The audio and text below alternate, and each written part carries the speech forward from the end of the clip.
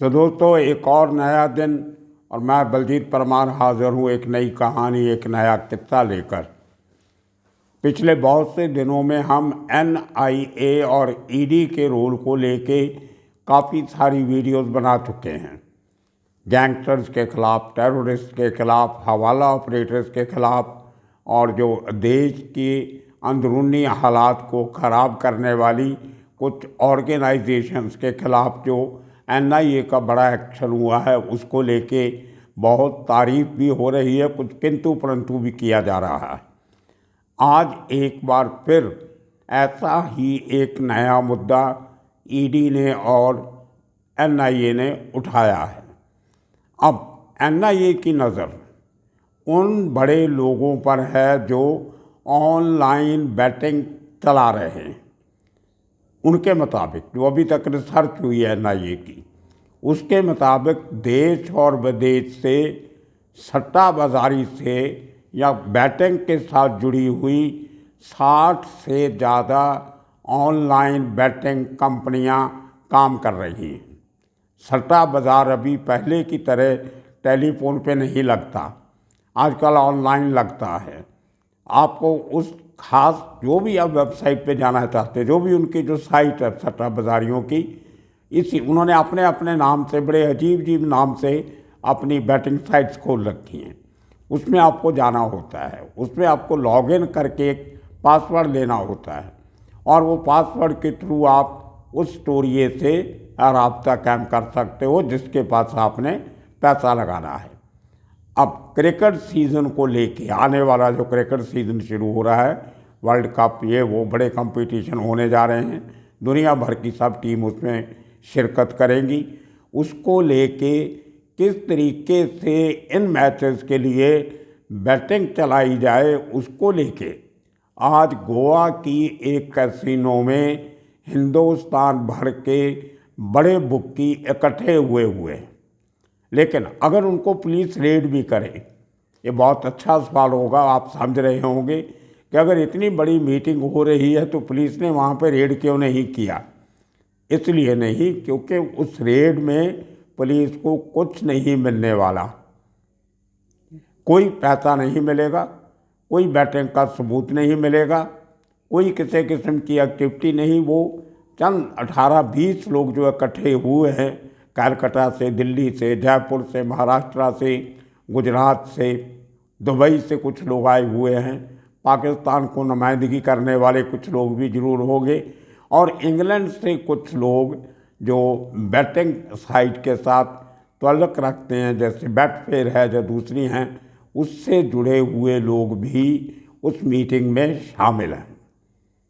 किस कैसीनो में हो रही है उसकी जानकारी नहीं, लेकिन अंदर की जो खबर जो सोर्सेज से आती है उसके मुताबिक 18 से 20 लोग आज और कल 2 दिन माथापच्ची करेंगे कि आने वाले दिनों में इस रैकेट को आगे कैसे बढ़ाया जाए।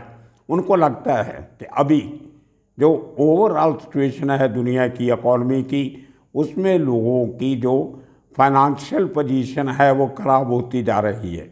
तो बहुत से लोग अपनी फाइनेंशियल पोजीशन सुधारने के चक्कर में जो 4 पैसे कमा के रखे भी होते हैं वो बैटिंग में हार जाते हैं, जुए में हार जाते हैं। उनकी इस कमज़ोरी का फ़ायदा उठाने के लिए नई नई वेबसाइट्स खोली जा रही हैं, बैटिंग के साथ जुड़ी हुई। बड़े अजीब किस्म के नाम रखे जाते हैं और तकरीबन हर किस्म की एक्टिविटी के ऊपर बैटिंग लगनी शुरू हो गई। आपको सुन के हैरानी होगी कि 200 से ज़्यादा फील्ड्स में बैटिंग लगनी शुरू हो गई है। 3 पत्ती पे बैटिंग, ताश की दूसरी गेमों पे बैटिंग, फुटबॉल पे, हॉकी पे और अभी इंडियन कबड्डी पे भी बैटिंग शुरू हो गई है। क्रिकेट पे तो थी, अब कबड्डी पे भी शुरू। तो इस तरीके से जो ये जाल फैल रहा है ऑनलाइन बैटिंग का, ये जहाँ देश की इकॉनमी का जो ब्लैक मनी जनरेट होती है उसका जो तवाज़न जो बिगड़ता है वो इस किस्म की एक्टिविटी से बिगड़ता है। इसका अंदाज़ा आप इस बात से लगा सकते हो। आप नेट पे जाके सर्च करोगे महादेव बुक्स, ये मध्य प्रदेश की एक बैटिंग साइट है, वहाँ मध्य प्रदेश के लोगों की 4-5 लोग इसके पार्टनर हैं। उनमें से 2 पार्टनर पहले से दुबई में एक शेख के साथ और एक पाकिस्तानी के साथ मिल के ये वेबसाइट चला रहे थे, महादेव बुक। उसके बाद मध्य प्रदेश के 2 बड़े बुक्की, जिनके ऊपर दर्जनों केस ऑलरेडी मध्य प्रदेश में दर्ज हैं, वो बेसिकली दुर्ग के रहने वाले हैं। वो आज उसके साथ जो रायगढ़ पड़ता है, रायपुर के साथ उनके लिंक, और मध्य प्रदेश और रायपुर के साथ जितने और बड़े सिटीज़ हैं MP के, उनमें उनकी 18-19 बड़ी ब्रांचेस हैं और बड़े लेवल पे ऑपरेट करते हैं। उनके ऊपर जो 2 दिन पहले मध्य प्रदेश पुलिस ने एक बहुत बड़ी कार्रवाई की स्टोरियों के खिलाफ, सट्टा बाज़ार वालों के खिलाफ, और उसमें कोई 30 जगह पे रेड मारी गई। 6 इनके जो गुर्गे थे महादेव बुक के, उनको पकड़ा गया। उनके पास से कोई 2 करोड़ से ज़्यादा का कैश मिला है और 3000 करोड़ से ज़्यादा की ट्रांजैक्शन का पता चला है। इसी तरह 300 के करीब बैंक खातों की इन्फॉर्मेशन सामने आई है और मैक्सिमम बैंक खाते जो थे वो छत्तीसगढ़ और उत्तर प्रदेश में खोले गए थे, जिन बैंक खातों में ऑनलाइन बैटिंग का पैसा जो आता था वो उन बैंकों में ट्रांसफ़र किया जाता है। मध्य प्रदेश में कोई बैंक नहीं है। तो उस कार्रवाई के बाद इसी महीने के शुरुआत में ईडी ने एक नोटिस जारी किया बेंगलौर की एक कंपनी को, जिससे 23,100 करोड़ रुपए का GST टैक्स की चोरी की रिकवरी का नोटिस दिया है।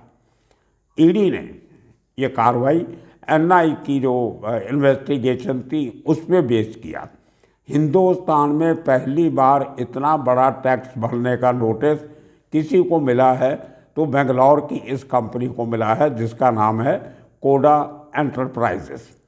ये भी बैटिंग साइट है जो काफ़ी स्टार्टअप लोगों ने चलाई, नए लोगों ने, और बहुत जल्दी उन लोगों ने 77,000 करोड़ का टर्नओवर कर लिया और उसमें से काफ़ी सारा पैसा बाहर से ऑनलाइन देश में आया और काफ़ी सारा पैसा ऑनलाइन ट्रांसफ़र किया गया डिजिटल टोकन्स के थ्रू विदेश में। उसमें भी 3,900 करोड़ रुपए का पैसा हिंदुस्तान में आया, लेकिन 3,800 करोड़ वापस विदेशों में भेजने की ट्रांजैक्शन हुई।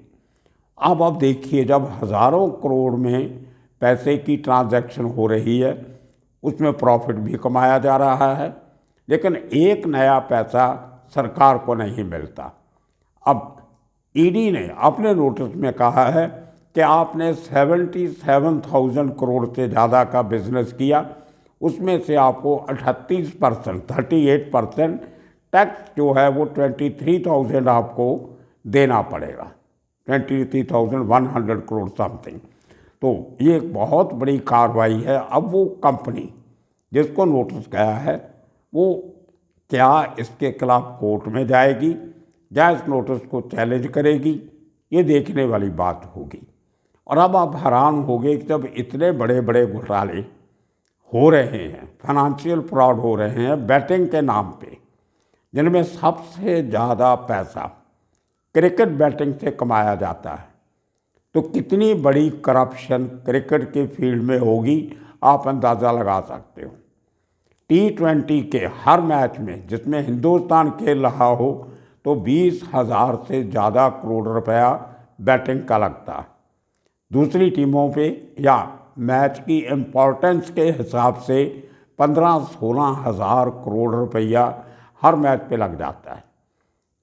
अब देखिए, जो क्रिकेट प्लेयर्स हैं उनको कितनी आमदनी होती होगी, जो उनके कंट्रैक्ट के बेस पे A grade, B grade, C grade के जो खिलाड़ी हैं उनको जो पैसा बोर्ड हर साल देता है कंट्रैक्ट मनी, उसके अलावा उससे कई गुना ज़्यादा पैसा क्रिकेटर बैटिंग से कमाते हैं।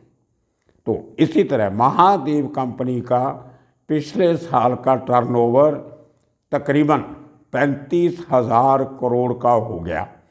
अब 35,000 करोड़ एक बैटिंग साइट का है। ऐसी मैंने बताया आपको सैकड़ों बैटिंग साइट चल रही हैं, जिसमें बड़ी बड़ी एडवर्टीजमेंट भी आती है टीवी पे, और लोगों को ओपनली सद्दा दिया जाता है आप हमारे साथ जुड़िए और जुआ खेलिए।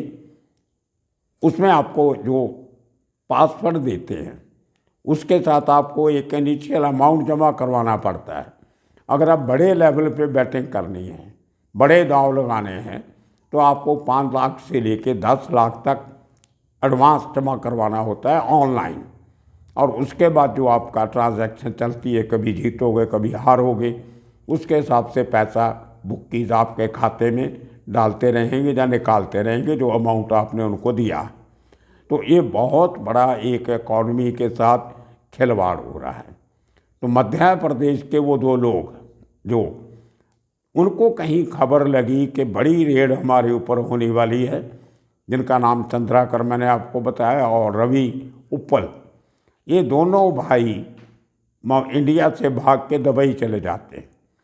अब उनको दुबई की सिटीजनशिप तो मिली नहीं, परमानेंट रेसिडेंट। अब वीज़ा होगा उनका, बिजनेस वीज़ा कितने दिनों का कितने महीनों का है वो देखना पड़ेगा, उसके बाद उनको वापस आना पड़ेगा। अब मध्य प्रदेश पुलिस ने इन दोनों का और इनके 2 और साथी हैं, उनका लुकआउट नोटिस हिंदुस्तान के सब एयरपोर्ट पे पहुंचा दिया है कि वो दिल्ली भी उतर सकते हैं, कलकत्ता भी आ सकते हैं, तो जहां भी आए उनको इमीडिएटली पकड़ा जाए। अब देखना होगा कि बुक्की जो देश छोड़ के भागते हैं वो वापस आएंगे तो क्या कार्रवाई होगी। अब देखिए, डायरेक्ट बैटिंग पे कोई केस नहीं बनता। हमारा एक सदियों पुराना एक्ट है Indian batting act, gambling act, वो इतना नरम कानून है कि अगर आप पकड़े भी जाओ तो पुलिस स्टेशन में 750 रुपये की ज़मानत हो जाती है आपकी। तो पुलिस स्टेशन से ज़मानत हो के आप घर आ जाओ, सज़ा उसकी कोई होती नहीं। आपने देखा होगा 96 मैच में जो बड़े बड़े लोग पकड़े गए थे, अजरुद्दीन, उसको पुराने क्रिकेटर, सब बहुत से लोगों का नाम आया, क्या आपने सुना कभी किसी को सज़ा हुई? और जिन लोगों को क्रिकेट बोर्ड ने निकाला भी था, बैन किया था, वो एक एक करके सबके बैन हटा भी दिए गए। उसके बाद बड़ी बड़ी सेलिब्रिटीज़ हाथ में आई थी एक बार, उनको भी सबको छोड़ना पड़ा। एविडेंस जो है वो पुख्ता किसी के हाथ नहीं लगती, और कोई ऐसा सख्त कानून नहीं है जिसके तहत आप इन लोगों को पकड़ के डिटेन कर सको या इनके खिलाफ कानूनी कार्रवाई कर सको। तो मेरी जो आज बड़े बुक्की से बात हुई, एक से नहीं 3-4 से हुई है। ये गोवा की आज की मीटिंग को लेके मैंने काफ़ी लोगों से बात की। उनका कहना था कि हिंदुस्तान को इंग्लैंड की तरह और दूसरे यूरोपियन देशों की तरह बैटिंग को लीगल कर देना चाहिए। उन्होंने अपने तरीके से ये भी सुझाव दिया कि इवन अगर 2% टैक्स भी आप लगाएं, 38% लगाने की ज़रूरत नहीं है, तो भी देश को हर साल 2 लाख से लेके 2.5 लाख करोड़ तक की आमदन हिंदुस्तान सरकार को हो सकती है। अगर टैक्स ज़्यादा लगा दोगे और ज़्यादा आमदन होगी। तो जिस बीमारी को आप दूर नहीं कर सकते, जिस पे आप अंकुश नहीं लगा सकते, ये लाखों करोड़ का जो सट्टा हर साल देश में लगता है, बैटिंग होती है, उसको आप रोक नहीं सकते क्योंकि आपके पास कानून नहीं है, एविडेंस आपको नहीं मिलती। तो इलाज क्या है उसका? इलाज है कि उसको लीगलाइज कर दो। जैसे आपने रेस कोर्स को, हॉर्स रेसिंग को लीगल कर दिया, अगर आप हॉर्स रेसिंग से आप टैक्स ले सकते हो तो बाकी गेम से भी ले सकते हो। इसी तरह लॉटरी, वो भी एक जुआ है। लाखों लोग 10 रुपये की, 50 रुपये की, 1000 रुपये की टिकट खरीदते हैं, जीतने वाले तो वही एक होता है, या जिसका कोई नंबर निकला वो ज्वाइंट विनर भी हो जाते हैं कई बार। बाकी लोगों को पैसा तो सरकार के पास ही जाता है। तो अगर लॉटरी को आप लीगल कर सकते हो, हॉर्स रेसिंग को लीगल कर सकते हो, तो बाकी गेम पे जो बैटिंग होती है उसको लीगल करने में क्या इतराज़ है? पैसा तो सरकार के पास आएगा। और उसी तरह स्टोरियों के ऊपर बैटिंग जो सरगना हैं उनके ऊपर एक अंकुश भी रहेगा। उनको एक कानून के दायरे में आना पड़ेगा। जो इनकम टैक्स नहीं देंगे, जो भी टैक्स आप लगाते हो नहीं भरेंगे, उन पर कानूनी कार्रवाई हो सकती है, जैसे बेंगलोर की कोडा एंटरप्राइजेज पे की है। अब लगता ये है कि अगर ईडी इस केस में कामयाब हो जाती है तो बहुत सारे स्टोरियों को इसी किस्म के ईडी के, जीएसटी के, जनरल सेल टैक्स के केसेस इनकम रिकवरी के लिए उनके ऊपर किए जा सकते हैं। इसी तरह इनकम टैक्स डिपार्टमेंट ने भी कुछ लोगों को नोटिस भेजे हैं। तो एक तरीके से एनआई का जो नया मिशन है कि जो लोग इलीगल मनी हवाला से या ऑनलाइन बिजनेस से हिंदुस्तान में ला रहे हैं, जो हिंदुस्तान से बाहर भेज रहे हैं, उनको कंट्रोल में रखना बहुत ज़रूरी है। तो एनआईए की ये कार्रवाई देखनी होगी। जैसे आज पंजाब, हरियाणा, उत्तराखंड, दिल्ली, यहाँ पे तकरीबन 50 जगहों पे एनआई की गैंगस्टर्स के ऊपर और उनके पार्टनर्स के ऊपर रेड हुई है। कुछ वकीलों पे भी हुई है और उन लोगों से हुई है जो कबड्डी के प्रमोटर हुआ करते थे, जहाँ है आज भी। तो ये एक कंसल्टेड एक्शन है जो काफ़ी दिनों से चल रहा है। मुंबई में इस किस्म की रेड 4-5 बार हो चुकी हैं, पीएफआई के खिलाफ हो चुकी हैं। और पंजाब में भी सितंबर में एक बार इसी किस्म की रेड हुई थी 50-60 ठिकानों पर। और आने वाले दिनों में इन रेड्स का कितना असर ये क्रिमिनल एलिमेंट्स को पर अंकुश लगाने के लिए कामयाब होता है, ये एक देखने वाली बात होगी। आने वाले दिनों में और कितने कहानियाँ लेके फिर हाजिर होंगे। तब तक के लिए आप सबका शुक्रिया, धन्यवाद।